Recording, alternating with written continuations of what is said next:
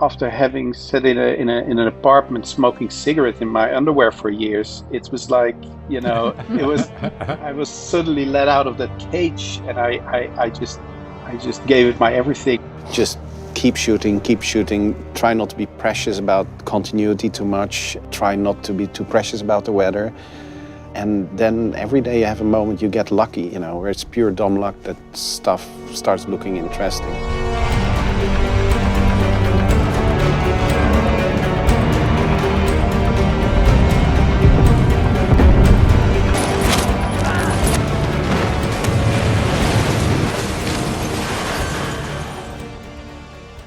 I really wanted to be a cinematographer for a very long time, and the moment I really started working, I had been waiting for a very long time to try. And I guess that time that I've spent, doing not so much very important things, but just sticking to the fact that you want to do it, you learn a lot, and you develop yourself in another way, maybe differently than people that learn cinematography in a very short amount of time and get to work straight away. Well, apart from a bunch of short films, after being unemployed for so long time and being so charged, I felt charged like a battery. A friend of mine, he had a project in the north of Norway, and they wanted to do a film, and it was a small production, but the whole idea was they would go with the whole crew out on boats to an island somewhere, and during the summer we would just, shoot that film. And if I was interested, and I started talking to these people, and of course I was interested. I mean, I would have done anything, I don't think I've ever given any film so much attention and so much effort, and not only in a very creative way, but I just wanted the things to work out. So I really did everything, to make that roll and make that swing somehow. I mean, in the end, the result, it's nothing I can watch today, but I just realized that after having sat in an apartment smoking cigarettes in my underwear for years, it was like, it was. This is what I want to do. Yeah, I mean, I was suddenly let out of that cage, and I just gave it my everything, and somehow I feel that film was an important, at least things started rolling, and I started to understand that you have to be proactive in a certain way, The last film, we kind of worked a lot of momentum, so it was all about happy accidents all the time. We were just keep shooting, try not to be precious about continuity too much, try not to be too precious about the weather. And then every day you have a moment you get lucky, where it's pure dumb luck that stuff starts looking interesting.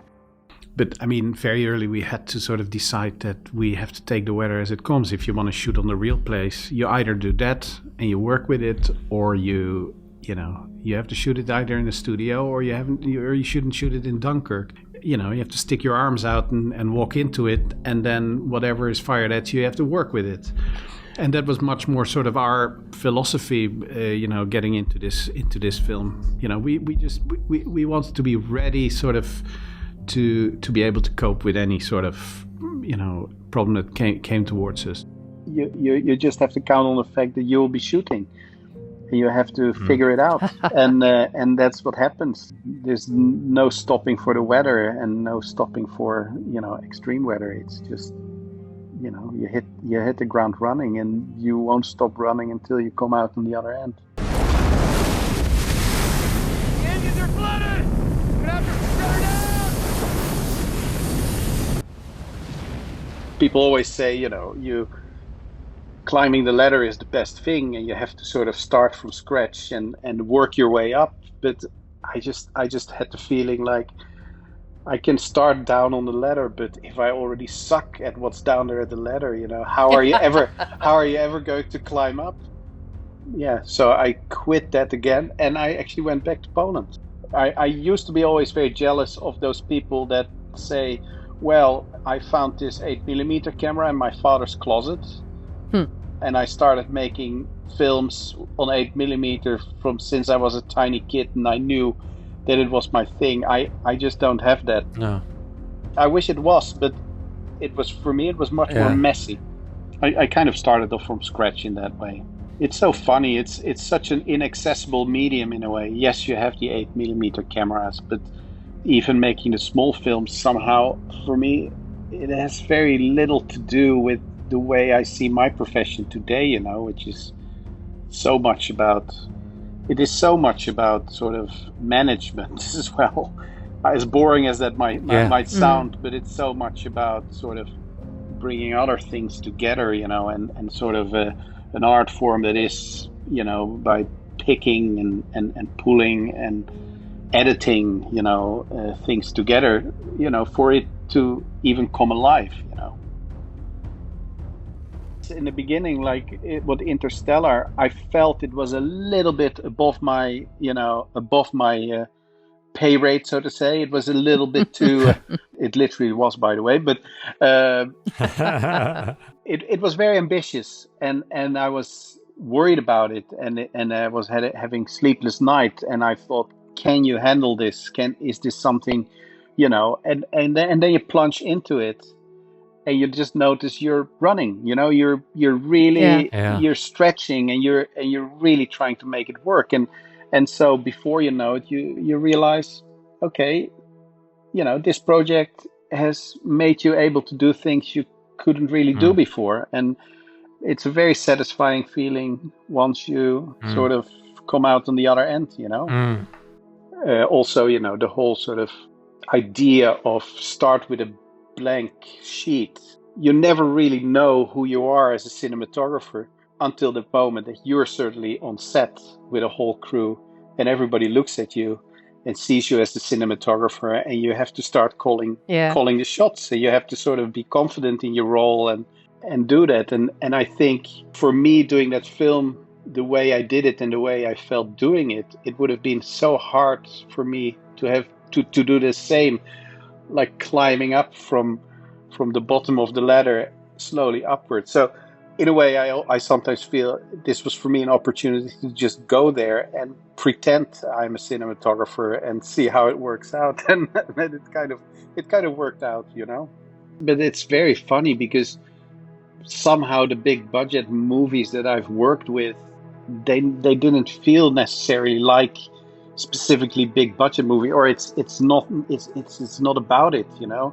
In a way, it's the same thing. The budgets, they grow around it, and sort of the ambitions grow bigger on the outskirts, on the outsides of it. But filmmaking and the discussions that you have is as pure and as small as I would have them in Europe, or I would have them on smaller projects. So in a way, I have the feeling that I sort of got to do very big budgets, but I never really had to sort of commit to a big budget film just for the sake of that it's a big budget. It all started from the core of just working with a good filmmaker or with a good director.